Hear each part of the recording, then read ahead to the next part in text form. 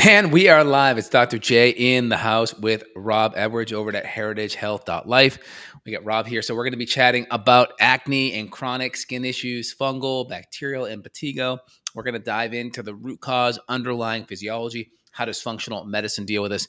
And what other deeper issues should we look at when we have these kind of chronic stressors? Rob, how are we doing, man? Welcome back to the podcast.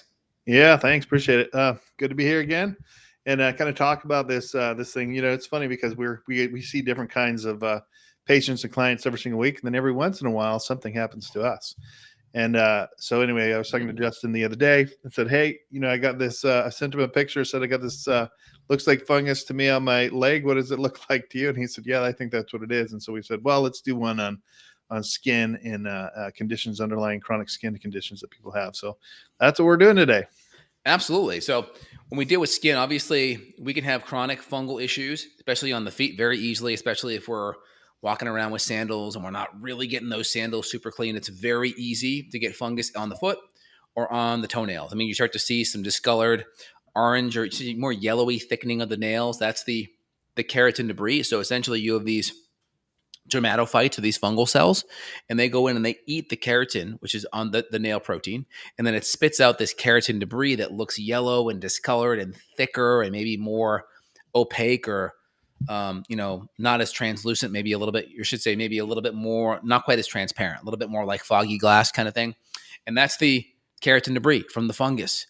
And it's really easy, especially when you don't have, super clean sandal. Like I got it in Austin really bad because I wear sandals every day and I didn't really get my sandals super clean. I wear special kind of sandals now. I love these guys because they like from far away. They don't look bad. They look like leather, but they're actually hard plastic. And so I like them because I can throw them in the washing machine. Throw them in the washing machine. Put some wash soda in there, which is basically baking soda for the washing machine. Let it sit for like an hour, and that cleans fungus and yeast. So I clean my sandals regularly in the summer, which helps a ton. And one of the best things you can do for topical foot fungus, because I saw pictures of yours, to get that scaly whiteness, especially around the heel, that's a big sign of fungus. And so what we'll do is 8 ounces of white vinegar, and we'll put it in some hot water, just enough to cover your entire foot in that fungal area. We'll add in a herbal foot fungal soak, which is like tea tree, melaleuca. It'll typically have some Epsom salt, some Dead Sea salt, but that works phenomenal for cleaning out a lot of that fungal stuff on the skin. And I'll use like a heel exfoliator as well to really get that dead skin off as well, kind of clean that off, debris it all off. And then typically, I love this product. It's a tea tree oil of oregano nail kind of polish. And so I'll do that on my toes like twice a day. That looks great. And I'll put all the links in a pinned comment. So if anyone's listening and they're like, what's he saying? I'm driving. I can't see the videos. I'll pin some of the products I recommend in a comment. So this video is going live now. So give me a day and I'll get it up there for y'all. So this is a tea tree oil of oregano product by Purely Northwest. That works really good. Mm-hmm. I also like Carousel foot patches. They go on the nail. It works really good. This uses like a glycolic acid in there, glycerin, tartaric acid is the correct one, and a little EDTA. This works really good on it. This is good. Also, you can get it in a liquid form too. And I like it because that acid kind of takes the nail and it starts to make it look more transparent again, like you can see through it. So it helps the nail quality too. This is Carousel. And here's the patch form that I like. And this is really good too. You can mix in some Terrasil, which has a little bit of clotrimazole, which is antifungal, but it also has some tea tree and some silver and some peppermint. These work really good as well. I have these two. And again, because I deal with patients from all over the world for the last 15 years, I'm always testing products. I'm like, oh, what works? He's like, I got to figure out what's the best. I'm dealing with patients that have these issues. What are the options? Mm-hmm. This is another good one here. It's a nail fungal patch. You put it over the nail, and this has a tea tree in it as well. It has, let's see what else.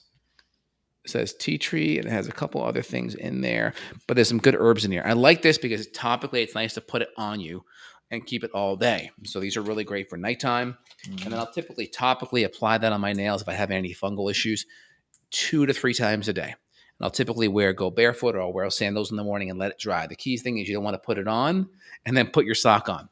So dealing with foot stuff, a lot of foot stuff, you have to deal with it topically because it's just too far away. Your feet, especially your nails, they don't get the best circulation. and their feet are in a area, especially this time of year in the summer, it's hot, there's a lot of moisture. Fungus loves that. And so you need to topically hit that. So whether you get a heel pummel stone or a heel exfoliator, you soak your feet for 20 minutes. You use the herbal foot fungal soak. I'll put the link down below in a pinned comment. You use the vinegar, 8 ounces, enough hot water to cover your feet. Let your feet soak for 20 minutes. Then your feet come out. You use that exfoliator heel scraper on there, get all the dead skin off. Now your skin's nice and smooth. And then you topically apply that on the nails. And the nails, I typically recommend it morning and night at least, is great. And then if you're really bad, you can also do a patch at night as well. That's a great way to hit the nails. The nails are more unique because of the poor blood flow and just how moist socks are and feet are. You really have to hit that specifically. But a lot of the drugs that are out there, the Lotrimin or the different antifungals that you'll see, they're very hard on the liver and they can really raise liver enzymes. And so you got to be careful with those. If you do go that way, you definitely want to be on milk thistle, NAC, glutathione, but doing some of the natural things I find are a little bit better. Yeah. Go ahead. Yeah, no, I think it's great. I mean, some of the general principles, like Justin's saying, is number one, it's the opposite, right? So dark and moist is what fungus likes. So Yep. the opposite, of course, is light and dry. So making sure that you have exposures in the summertime to the sun and that your feet are dried out. And Yep. then two, is it like you're saying, using some of these topical options to be able to put on your skin and scraping it off, kind of getting down as far as you can. Yeah, feet is interesting because, like you said, there's no like easy path of blood flow for it to affect. And so when you have like fungus on your feet, it's just a longer treatment protocol, but it's doable, from a long-term perspective.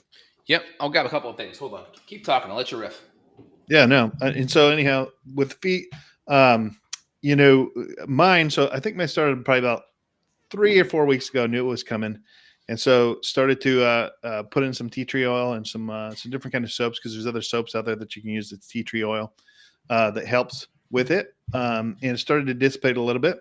And then I started using a couple of these other products Justin's talking about. And it kind of has kind of completely disappeared at this point.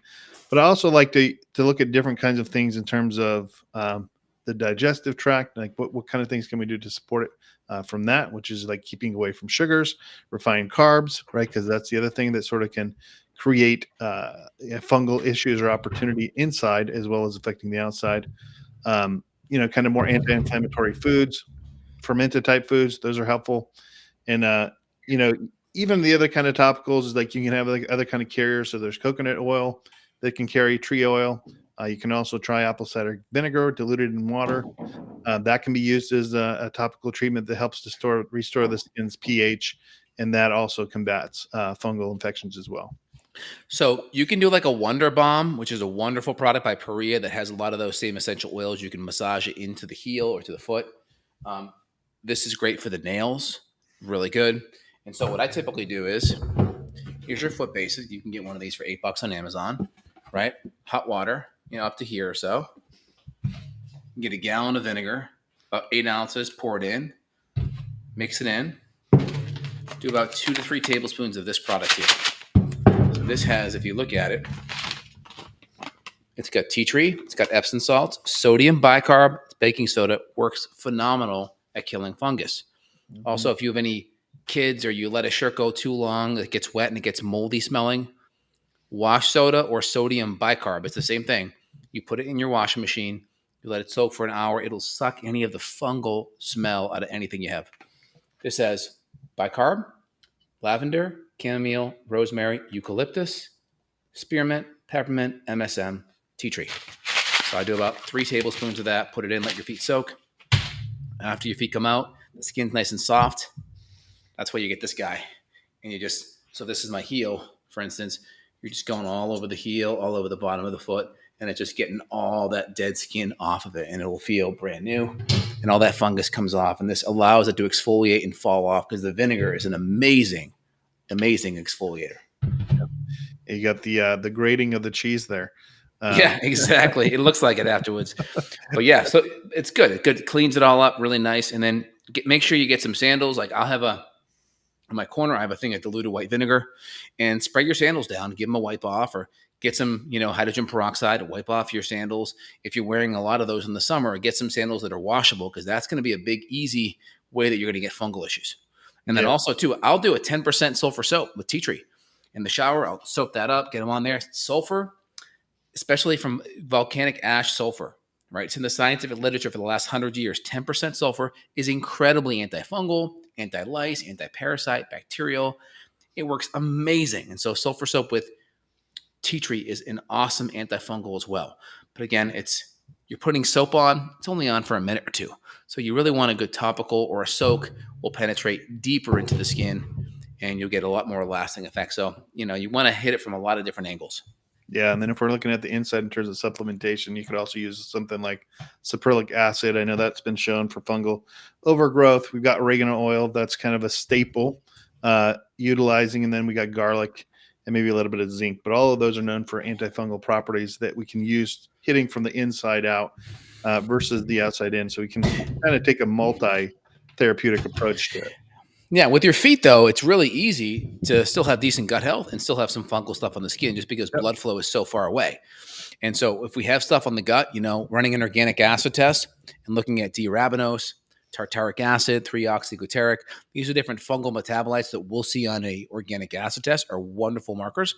We can run a GI map and see if we see any candida or fungus on that. And sometimes you miss it on a GI map. It's hard to pick up fungus sometimes. This is why we'll run an organic acid test to see it's there. Now, if topically we see it, whether it's dandruff or seborrheic dermatitis on the scalp, whether it's tinea versicolor and that white patchy on your skin, whether it's a vaginal yeast infection, or whether it's athlete's foot, whether it's the flakiness on the feet, right? Whether it's the fungal toenail. These are all clinical signs that there's fungus, and we want to have different approaches. So we have the topical means, we have the soaking, we have some of the different creams that can be helpful. And like you already mentioned, we have different compounds that we'll give internally. So my line will do the GI Clear 5, which is an oil of oregano. It's a 75% carbachol extract, or Pardiarco, which is in the GI Clear 6, or we'll do an undecilenic acid, or like you've already mentioned, caprylic acid, and different acids like that can be wonderful. Tea tree is wonderful as well. So there's a lot of good things that we can do to really knock down some of the microbes in the gut. But just know, if we have a topical infection on the skin, that may not be enough to impact the skin. So that's where you need a topical protocol as well as a internal protocol. And we also have to make sure we're not feeding a lot of the microbes as well, because a lot of processed sugar, acellular carbs, processed grains, those are going to feed a lot of these microbes significantly. Yeah, 100%. I mean, that's a big piece of it, is the reducing the sugar, refined carbs, those kind of things. If you have them, they feed the yeast, they feed the fungi. So cutting them out will start to kind of starve the fungus in terms of its ability to grow internally. And then some people just have, they're more prone to fungus infections, both internally and externally. And, it depends on how it's showing up for you. But I think in terms of today's conversation, obviously summertime, we're getting out of summertime, more getting into the fall. So, now we're going to get into more favorite time of year. Love this time of year. It is my favorite time of year. But I'll also say that then that means Lyme and all these other things are going to come back out, and those are new conversations to have coming into the fall. But ending out and rounding out summer, some people will just deal with fungus. You walk in the back of a grocery store and you'll see some people that have fungus in and around their feet, and don't. It's gross. Recognize it, It's gross. My brother, he had tinea versicolor 15 years, and he didn't even know what it is. It almost looks like it's vitiligo, where you're losing pigment, but you have these white patches.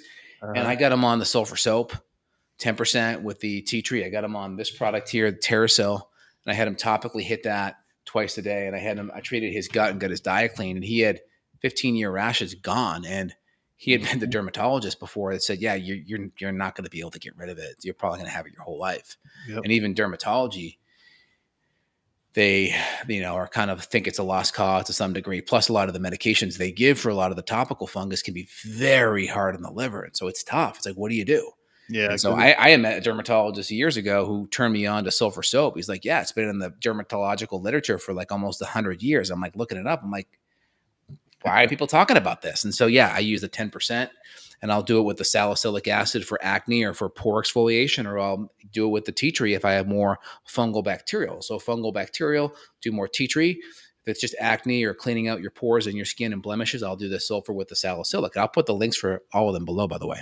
Yeah, and I think that Toenail versicolor, when you're talking about those white spots on your skin, right? Yeah. People don't recognize that as fungus. It does look like it's more to your point, like pigmentation changing, and that's not what it is. And it's pretty simple to take care of, even if you've had it for years and years and years. And so there's some things that we just kind of deal with, and it's fungus is among us, right? It's just taking over everything, and we don't even recognize that's what it is. Yeah, and when you go put stuff into Google, like type in like whatever the issue is, put like mild because if you don't, you get like the worst cases that you could ever imagine of said infection, right? Yeah. So you can see here, like you get some of those patches here, or Uh-huh. it's more common like this. Usually You see very these kind of small. Yeah. you see these kind of like white patches like that.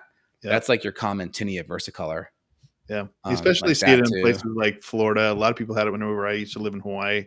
Those climates that are conducive for it. Yeah, I think a lot of times you'll see it too when the skin gets like darker. So when you get more of a tan, the patchiness will be more apparent. But like for instance, go look at like vitiligo versus tinea. Let's go look at this.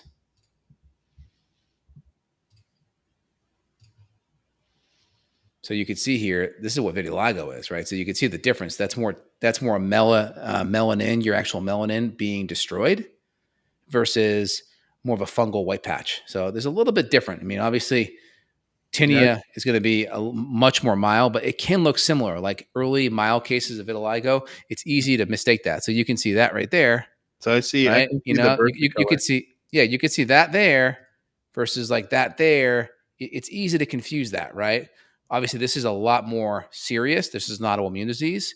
This could be permanent if you don't do things to fix the immune system and get the melanin back, like narrow range UVB. You can do topical curcumin creams that can help with this, getting Mhm. the immune system in the gut fix. But this, you can totally reverse this doing the right protocols. And this is Where's super your common. where's your so I only see one screen up. Is there a second one that you're Oh, I'm looking at? sorry. Thank you. This is the vitiligo screen right here. So Okay. you can see vitiligo right there. A little bit more abrupt. Yeah, a little more abrupt. You have actual autoimmune destruction of melanin. Hmm. Melanin are the pigment of your skin. You have melanin in the hair as well. And then this is the vitiligo. This is the tinea right here. This is the fungus. Hmm. So fungus here, autoimmune here. Yep. So you look even right here, people do videos on it, vitiligo versus tinea.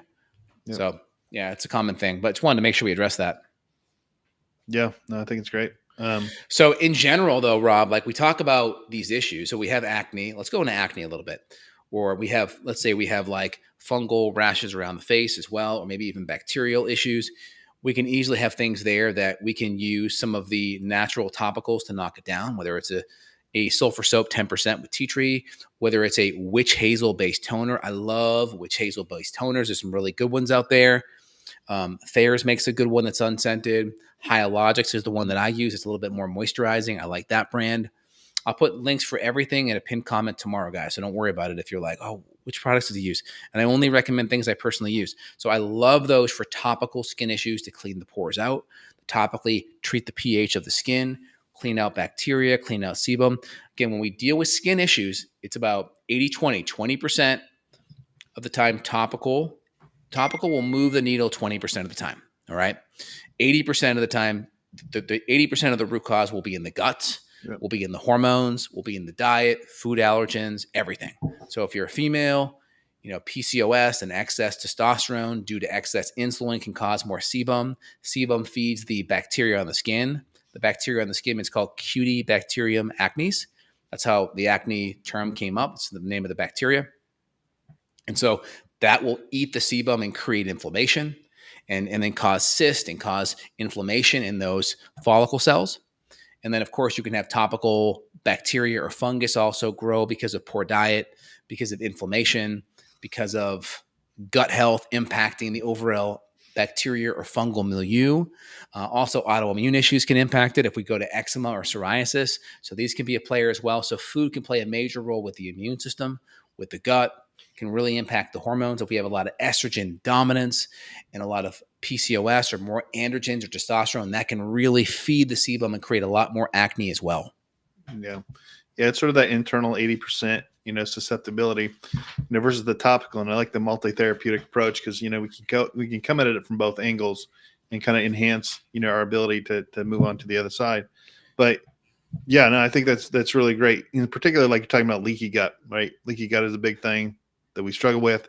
If you've got a leaky gut, you're going to be able to get things get through into the immune system. What's under the immune system, of course, is your bloodstream, and that can pretty much go anywhere. But where it Mhm. tends to show up with people, especially if you're teenagers, that's going to show up in your skin, usually in the form of acne or something like that, or it's going to show up in some kind of a other hormonal dysregulation. Correct. Especially when you're dealing with leaky gut. Leaky gut, people talk about it like it's the thing. It's an end result of a lot of other things that are upstream. Indigestion, not enough enzymes, acid, or bile, food allergens, Mm-hmm. dysbiosis, fungal overgrowth, H. pylori, parasites, uh, glyphosate exposure, Yeah, right? toxins. Glyphosate can easily create gut permeability. Lower vitamin D, lower glutathione can make you more, let's say prone, if you will. And then, of course, chronic stress, that sympathetic nervous system stimulation can lower the stomach acid, lower the motility, and make it easier for your gut to become more permeable. And then as your gut becomes more permeable, those tight junctions open up, the actin myosin open up, different LPS, fungal toxins, casein proteins, gluten proteins to get into the bloodstream, and that can aggravate and provoke an immune response. And of Mm-hmm. course, your skin is a means of detoxification.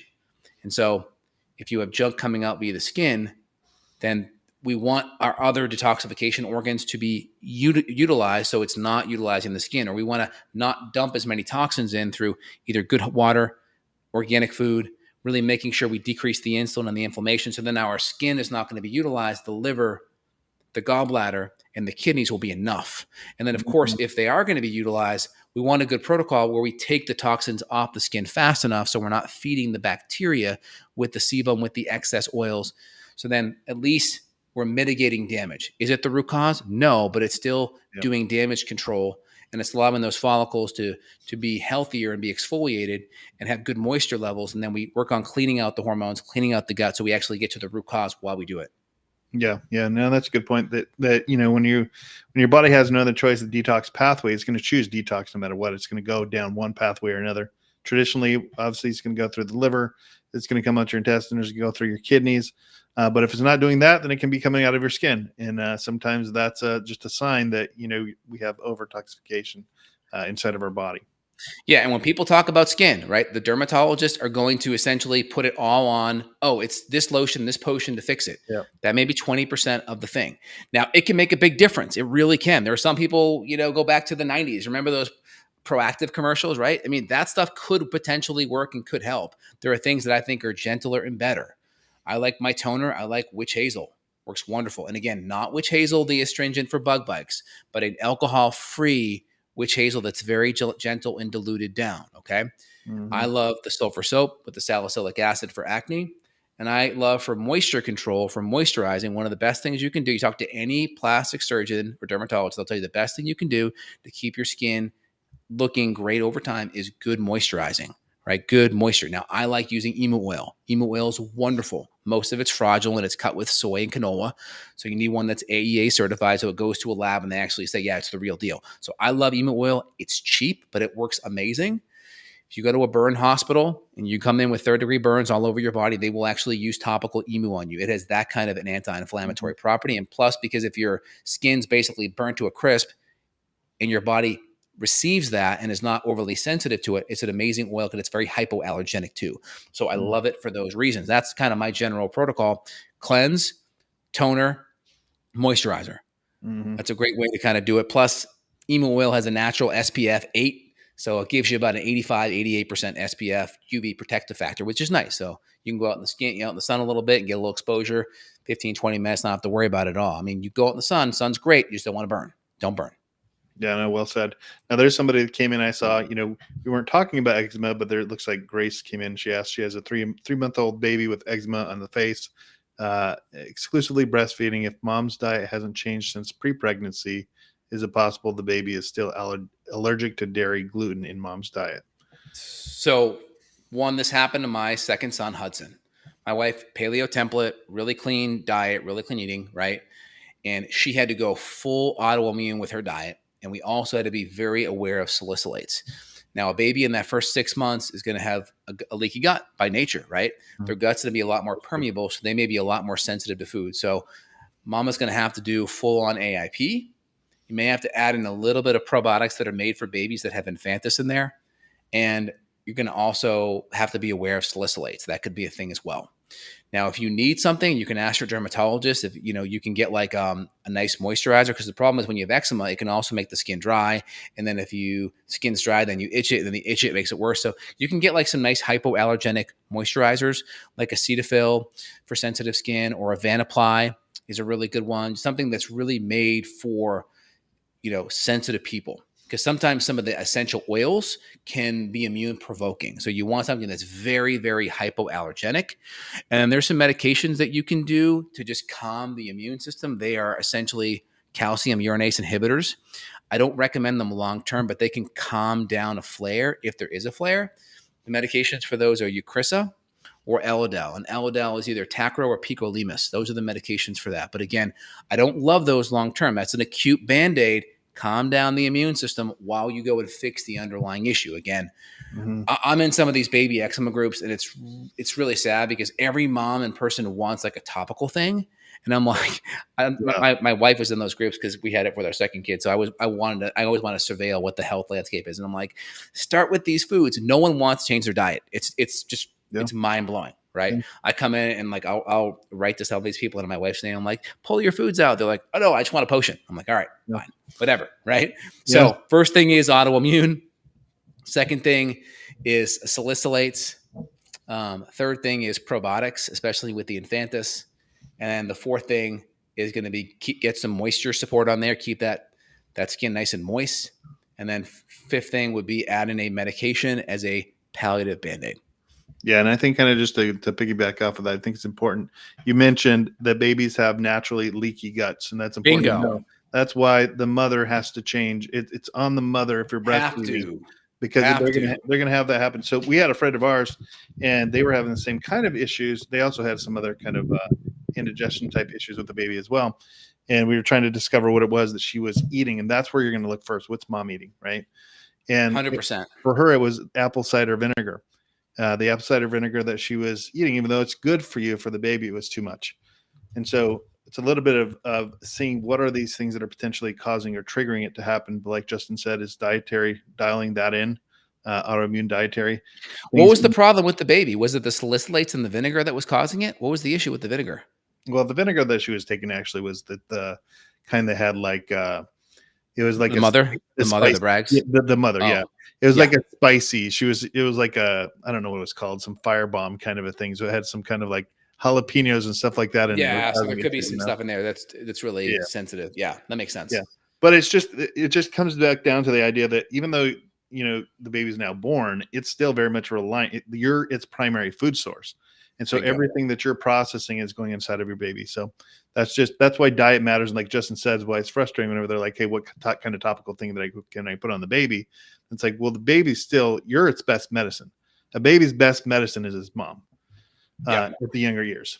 Yep, 100%. And my wife had to be really, really strict. But then guess what? Like once we started getting solids on board and he was dialed in there, then we could start to go more paleo-ish, and that was enough. But she had to be strict for like 3 months, pretty hardcore.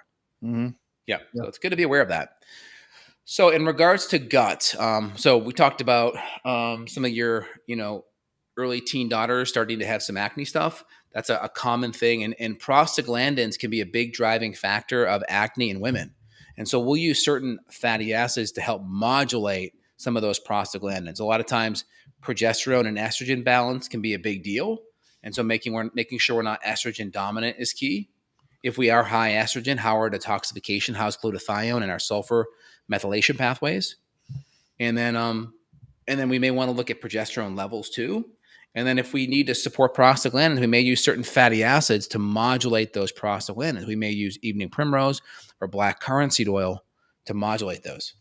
Yeah. Would you go into something as well like Uh, Anything like Vitex or any of those kind of things as well? Yeah. So if someone's a teenage, they're not 18, right? Then we would only be using some chastry and some herbal blends, maybe some maca.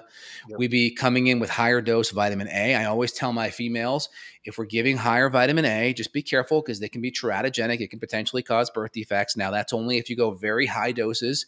If you do a topical or sublingual vitamin A, like a 10,000 IU per drop, if someone's very serious acne, we'll do that because we got to get those cysts down. We don't want to have scarring. And that kind of vitamin A can decrease the sebum production from the skin. We want to also do it with the diet. That's prime, but sometimes people they're really sensitive. And so we may do a higher dose vitamin A. I call it kind of my natural Accutane. Accutane is a synthetic vitamin A analog. We may do vitamin A drops. Again, only do it with the practitioner. Anyone in between, I would rather do higher doses of cod liver oil that has full spectrum vitamin A. That's better. That's not going to be as teratogenic at all. The vitamin A on the liquid drops, 80, 90,000 IUs for a couple of weeks only. Work with the doctor, okay, to get that dialed down. It can be helpful. If not, we're going to do cod liver oil. We're going to do higher dose vitamin A via that. We're going to get some liver in their diet. We're going to get some egg yolks in. Vitamin A at higher levels can help decrease sebum production from the skin. Rather do it via the diet, rather do it via skincare protocol, but sometimes that's not enough in sensitive patients, and we don't want patients to scar. So that's where we have these protocols that we'll pull out. And then I'm also a big fan of these hydrocolloid patches. Hydrocolloid patches, like the Mighty Patch, work great because it prevents people from picking at their skin. Two, the hydrocolloid pulls a lot of the inflammation out of the cyst so it doesn't erupt and get big, and it decreases the inflammation. It flattens it right out. And so, these are really great Band-Aid protocols that you can do if you're starting to have a pimple. Put a hydrocolloid patch on there, like a Mighty Patch. That's a great option. Yeah, yeah, and I know a lot of people use those, and they are effective in that way. Work Yeah, good. I had one coming up. I was on vacation last week. I was drinking a little bit more than I normally would. And I had one coming up right here. I felt it, put it on the first night. 3 nights later, nothing even came up. So as yeah, soon as you feel like I was happening right there, you can't even see it. It was yeah, just 5 days ago, gone. Right. So those patches are wonderful, wonderful. Or if you get an ingrown hair, excellent. Put it right on that patch. It'll pull all the junk out of it. It's great. yeah, yeah. I mean, just a quick little other point to be made that the skin releases toxins, right? That's the other detox pathway. So Yeah. drinking a little bit, get a little bit more acne for Yeah. some people. Working out obviously can do that for people as well. But skin issues are pretty prevalent. A lot of people have them. I think kind of the takeaway is really a multi-therapeutic approach, both from the inside, looking at your gut, making sure that that's running properly, and two, there's some topical remedies, but 80-20, like Justin said, 80% of it we're going to be looking at inside, 20% on the outside. But if we're talking about fungal and it's that summertime and the environment's conducive for fungal overgrowth in the feet and in the legs, that's, I don't know if you would flip that on its head and say it's 80-20 the other way with regards to that.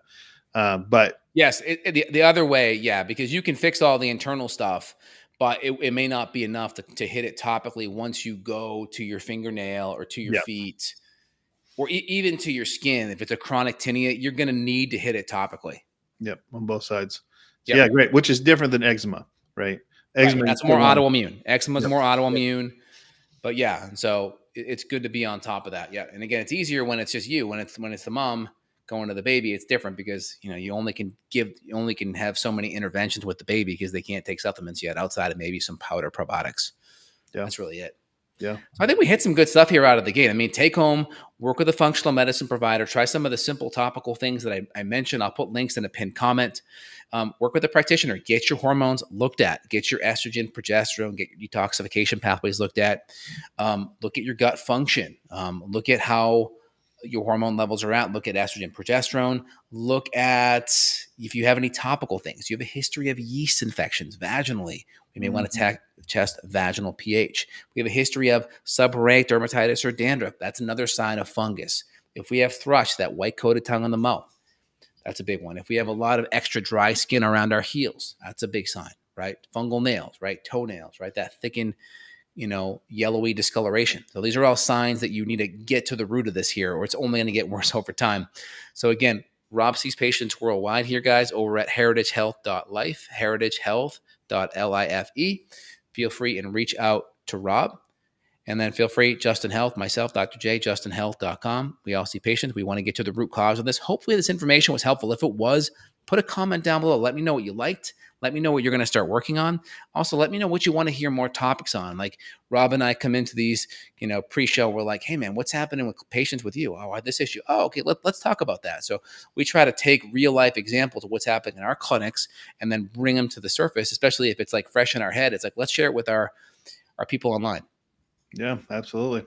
Well, thank you guys for tuning in again today. And thanks for having me on the show again, Justin, or whatever we call this thing whenever we're live. Right? Yeah. A little fireside chat. I like it. I Yeah. appreciate it, Rob. Appreciate the banter and the back and forth, and I appreciate it, guys. If